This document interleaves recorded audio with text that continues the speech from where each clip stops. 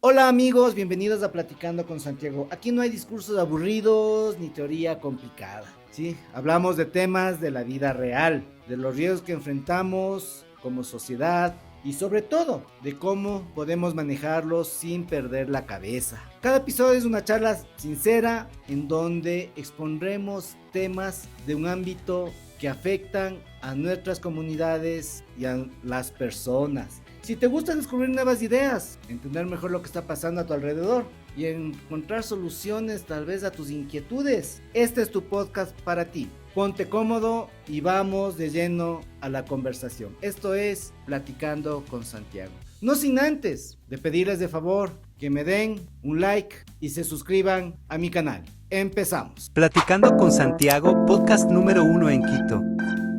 Hoy hablaremos de un tema muy importante y muy poco conocido, que son los riesgos sociales. Sí, ya hemos hablado sobre los eventos peligrosos, sí, hemos hablado de las inundaciones, también hablamos de la época invernal y de lo que está pasando en Ecuador, sí, con el fenómeno de la Niña y todo lo que está incurriendo en nuestro país. Pero no hemos topado este tema de los riesgos sociales, algo muy importante porque es un tema muy sensible y que muy pocos lo toman en cuenta. Sí, podremos decir que los riesgos sociales juegan un papel fundamental dentro de la gestión de riesgos de desastres, ya que después de un evento peligroso afectan la vulnerabilidad de las sociedades, ¿sí? Y todo lo que puede conllevar a un desequilibrio de nuestra sociedad, ¿sí? Hoy hablaremos de este tema, daremos unos poquitos ejemplos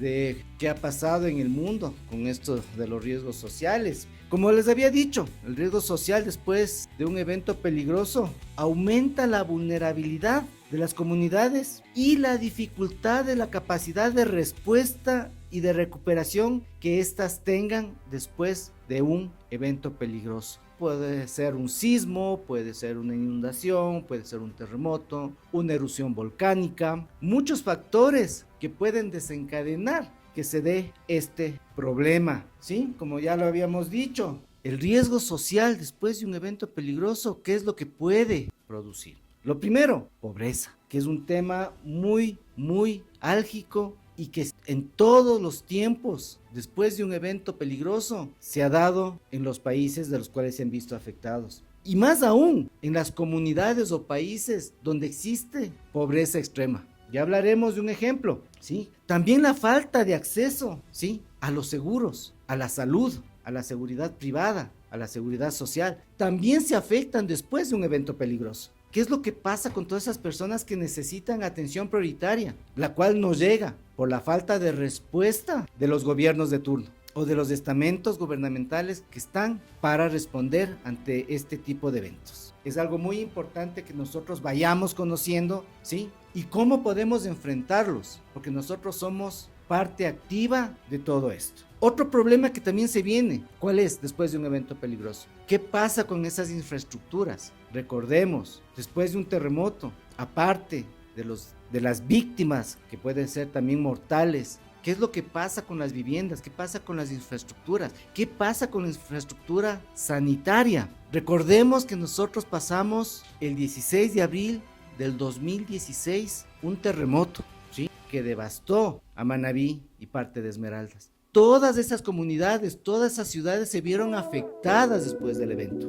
¿sí? Falta de energía eléctrica, falta de luz. ¿Qué pasó con los sistemas sanitarios? ¿Qué pasó con el sistema hospitalario? Con todas esas personas heridas, con todas esas personas que abandonaron sus hogares. Nos se han preguntado si se recuperaron a la actualidad, si regresaron muchos a sus casas, si pudieron reconstruir sus casas o qué fue de ellos. Es algo muy importante que nosotros debemos siempre tener en la mente para poder nosotros prepararnos ante un posible evento peligroso, sea cual sea este. También, como les había dicho, ¿sí? ¿Qué es lo que pasa en la parte educacional? ¿Qué pasa con esas infraestructuras, con esas escuelas, colegios, después de un evento? ¿Qué es lo que pasa con los niños, los adolescentes, que tienen que dejar de asistir a clases porque sus colegios se cayeron, sus colegios se destruyeron, los caminos, las carreteras? ¿Qué es lo que pasa con esos productores que no pueden sacar sus productos al mercado? ¿Qué es lo que pasa con la agricultura? Todo esto es un riesgo social después de un evento peligroso, y que muy poco lo escuchamos, y que muy poco lo conocemos, y que muy poco lo conversamos. Este es un tema que podríamos tratarlo muy ampliamente, porque es un tema político, de gestión, pero para eso están los entes encargados del Estado y sus políticas para poder dar una remediación después de un evento peligroso. Este no es un podcast político, sino es un conversatorio de explicarles lo que son las temáticas que a nosotros nos pueden servir en su momento.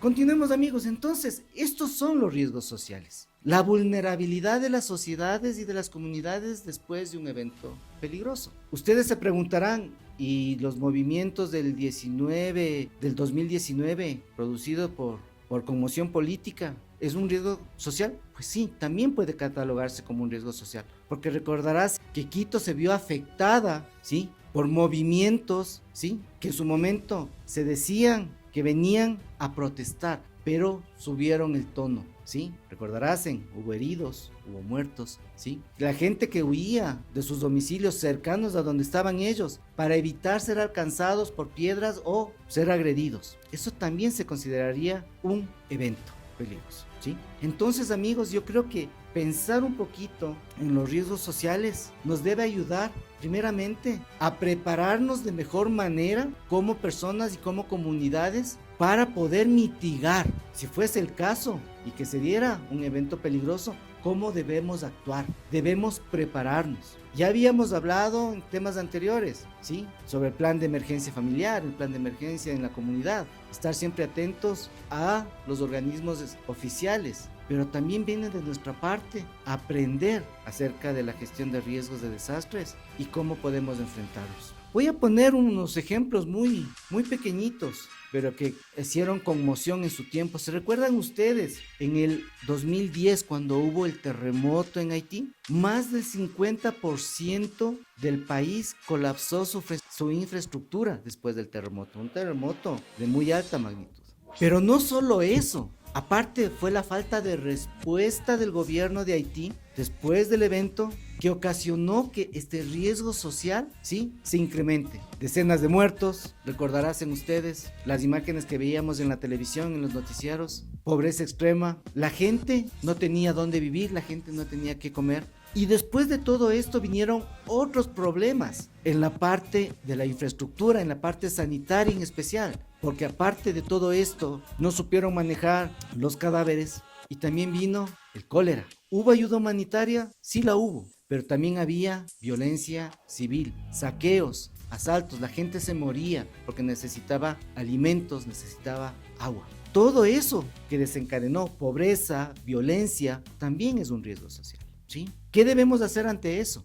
Pregunta del millón. ¿Qué debe hacer el Estado ante eso? Es preparar a la gente, invertir sus recursos, ¿sí?, en la preparación, no solo esperar a que pase un evento peligroso para responder, tal vez de forma inadecuada. Debemos cambiar eso. Pero si nosotros como comunidad, como personas, no empezamos a prepararnos ante este tipo de situaciones que se presentan o que pueden presentarse en algún momento, no hemos avanzado nada. Ese es un ejemplo. Otro ejemplo, ¿se recuerdan ustedes? ¿Sí? Katrina, ¿sí? También las inundaciones causaron mucho problema y mucha devastación, ¿sí? ¿Qué pasó con eso? La gente que vivía en esta localidad tuvo que salir de sus casas, buscar formas para irse a otros estados, y eso también produce un evento peligroso y también es un riesgo social. La migración o los desplazamientos forzados también son riesgos sociales. La parte socioeconómica de la población, cómo se afecta la productividad, también es un riesgo social. que debe plantearse dentro de las políticas de Estado para saber cómo ellos van a actuar o qué deben hacer después de un evento peligroso. Puedo poner ejemplos como Japón, que en su transcurso ha invertido dinero del presupuesto para justamente mejorar y educar a la población sobre el tema de gestión de riesgos, que estén preparados para poder enfrentar, ¿sí?, un eventual riesgo. Ellos se han preparado, han invertido en su presupuesto para poder mejorar la calidad de respuesta, que es lo que a muchos países de Latinoamérica o a nivel del mundo falta por hacer. Ustedes se preguntarán, ¿y por qué digo esto? Porque si no se invierte un presupuesto para justamente preparar, tener planes, educar a la comunidad, no podemos nosotros avanzar, ¿sí? Entonces, amigos, ¿cómo nosotros o cómo la gestión de riesgos podría abordar este tipo de situaciones? Primeramente, debemos identificando la vulnerabilidad de las comunidades. ¿Qué tan vulnerables son? ¿Qué tan vulnerables ante las amenazas que pueden presentarse en esa zona? Como les había dicho y siempre recalco, crear políticas públicas para reducir ¿qué? La desigualdad y fortalecer la resiliencia social. Eso es lo importante. Y ante todo, como les digo, implementar las campañas de educación. Si nosotros no nos educamos, no podemos ser actores, ¿sí?, principales en el momento de un evento peligroso, sea cual este sea. ¿Sí? Entonces, como les había dicho, ¿qué podemos hacer nosotros? Desarrollar nuestros planes de emergencia, tanto dentro de nuestros hogares como también dentro de nuestras comunidades. Eso es algo importante, aprender a cómo debemos nosotros enfrentar este tipo de eventos. Entonces, como les había dicho, ya habíamos puesto ejemplos de Haití, pero también hay ejemplos positivos, ¿sí?, como el de Japón, como les acabo de mencionar, y hay otros países que también han empezado a trabajar. Tenemos Colombia, tenemos Chile, tenemos México, que han pasado por eventos peligrosos en los cuales hubo muchas muertes. ¿Se recuerdan ustedes la erupción del Nevado del Ruiz? El terremoto de 1986 en México, el terremoto más fuerte que ha habido en la historia, que fue en el 1960 en Chile, en Valdivia. Ellos han empezado todos estos tiempos y estos años a trabajar para mejorar, ¿sí?, para educarse y preparar a las comunidades. En Ecuador también ya tenemos una ley de gestión de riesgos. La Secretaría Nacional de Gestión de Riesgos también está empezando y ha venido trabajando en esto. Pero nosotros también debemos ser parte activa, ¿sí?, de todo este fortalecimiento para poder llegar a ser comunidades resilientes.